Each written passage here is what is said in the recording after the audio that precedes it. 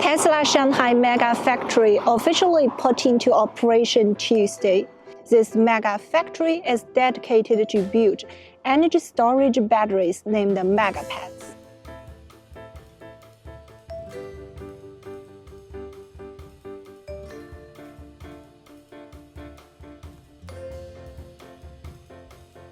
Yeah, it's really an ability for us to scale the production and the efficiency of our business. Historically, we've only had one factory in the United States, and it allows us to basically double our capacity and ship to more markets around the world, and to work on our efficiency and cost so that our customers can enjoy Megapacks globally. They're going to be exported, and they will be exported this quarter.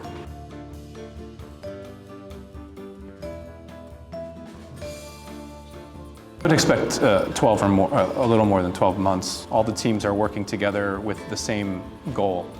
So you really can reduce the friction in the system, and the decision making is nearly instantaneous. The support from the local government is a major contributor as well. They made sure that we could move at the speed that we needed to, and that they were in full support of the factory.